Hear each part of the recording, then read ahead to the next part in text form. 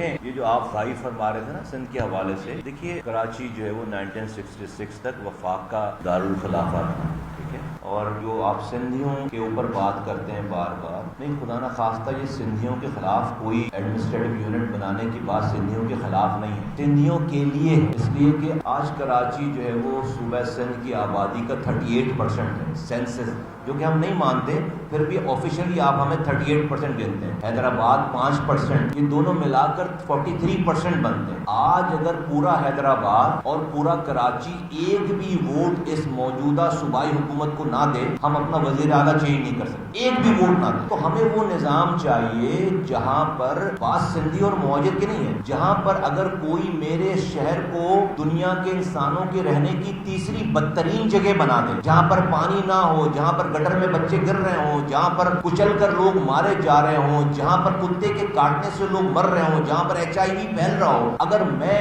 ان کی نااہلیوں پر اپنے ووٹوں سے اس کو چینج کرنا چاہوں تو میرے پاس یہ اختیار ہونا چاہیے کراچی جیسے شہر کو، حیدرآباد جیسے شہر کو، کہ میں اپنا حکمران چینج کروں۔ اور کون سا حکمران؟ جس نے پانی کا کنٹرول اپنے پاس رکھا ہوا ہے، جس نے سیوریج کا نظام اپنے پاس رکھا ہوا ہے، جس نے سالڈ ویسٹ بنا کر جو ہے وہ کچرا اٹھانے کا نظام اپنے پاس رکھا ہوا ہے نا۔ تو یہ کراچی حیدرآباد کے بعد سندھ کے لوگوں کے، ہمارے سندھی، میری مائیں، میری بہنوں کی کنڈیشن کراچی حیدرآباد سے زیادہ بدترین ہے۔ 12 کلومیٹر دور جا کر عورتیں پانی سر پر بھر کے رکھ کے آتی ہیں، وہاں سے پانی اٹھاتی ہیں جہاں سے کتے اور جانور پانی پی رہے ہیں۔ لیکن ایک فرق ہے ان میں اور ہم میں، وہ بیچارے ان پر 40 45 50 سالوں سے اب جنریشن آفٹر جنریشن یہ ظلم ہو کے انہوں نے اس کو اپنی تقدیر کا حصہ سمجھ لیا ہے۔ ہمارا فرق یہ ہے کہ ہم نے ابھی تک ہتھیار نہیں ڈالے ان ظالموں کے آگے، اور ہم جو ہے وہ پاکستان اور آئین اور قانون کے اندر میں رہتے ہوئے ہم ابھی تک ریزسٹ کر رہے ہیں۔ صرف یہ فرق ہے، ہم ابھی تک یہ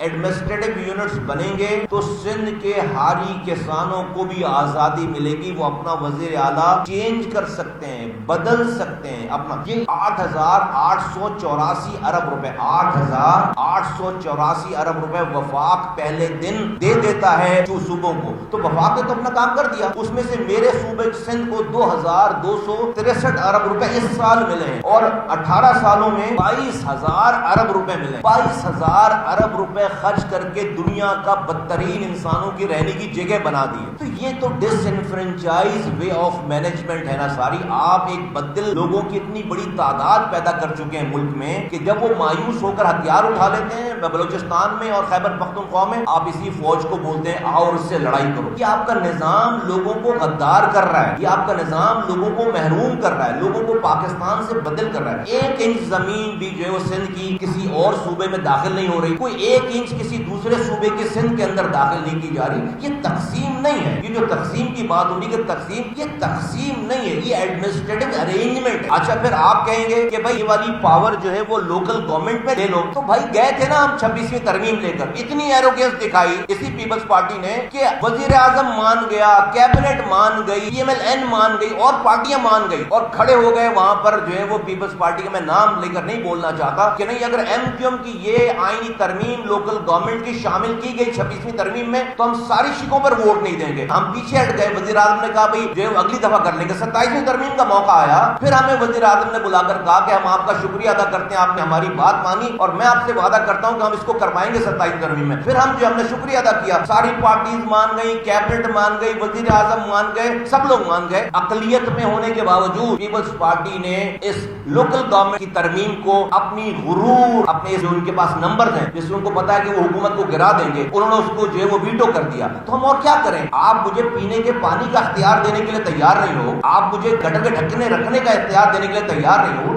یہ شہر جو ہے وہ دنیا کے انسانوں کے رہنے کی بدترین جگہ بن گئی ہے۔ 90% کما کر سندھ کا دیتا ہے، 60% کما کر ہم پاکستان کو دیتے ہیں۔ تو ہم نے اس وقت کہا تھا کہ دیکھو آج آپ میری لوکل گورنمنٹ کی بات نہیں مان رہے نا، اب اس ملک میں اٹھنے والی ساری ایڈمنسٹریٹو یونٹ کی تحریک کا حصہ بنیں گے۔ جو ہمارے لوگ ناراض ہو رہے ہیں، 3 سال پہلے پاکستان کے اس وقت کے آرمی چیف یہاں آئے تھے اور انہوں نے بزنس کمیونٹی سے خطاب کیا تھا، آپ سب لوگ جانتے ہیں، آپ لوگوں نے رپورٹنگ کی ہے۔ انہوں نے پاکستان پاکستان کا جو فیوچر ویژن بیان کیا تھا اس میں انہوں نے کہا تھا کہ پاکستان میں ایڈمنسٹریٹو یونٹ بننا ضروری ہے، تو کوئی احتجاج نہیں ہوا ان کے خلاف۔ اس کے بعد آج بھی یہ بات ہم نے تھوڑی شروع کی ہے، آج بھی محسن نقوی صاحب جو ہیں وہ پاکستان کے بہت بڑے وزیر ہیں، اس کے اگلے دن جو ہے وہ D G I S P R نے ان کو انڈورس کر دی ہے۔ ہم کیا کر رہے ہیں؟ ہم تائید کر رہے ہیں۔ ہم کیا کر رہے ہیں؟ اگر ہمارے پاس اتنی پاور ہوتی ہے آئینی ترمیم موو کرنے کی تو ہم اپنی لوکل گورنمنٹ کی آئینی ترمیم ایکسپٹ نہیں کروا لیتے۔ ہم کیوں تائید کر رہے ہیں؟ کیونکہ آپ نے میرے ساتھ 70 سالوں سے مجھے کوٹا سسٹم پہ بھی کوٹا ہے۔ کون سی وجہ ہے کہ میں سندھ حکومت کے ساتھ کھڑے ہو کر بولوں کہ ہاں 18ویں ترمیم بہت اچھی ہے اور یہ سندھ حکومت بہت اچھی ہے؟ کون سی ایک ریزن مجھے بتاؤ۔ تو آج اس لیے ہم یہ چونکہ بولتے چلے آ رہے ہیں آپ کو،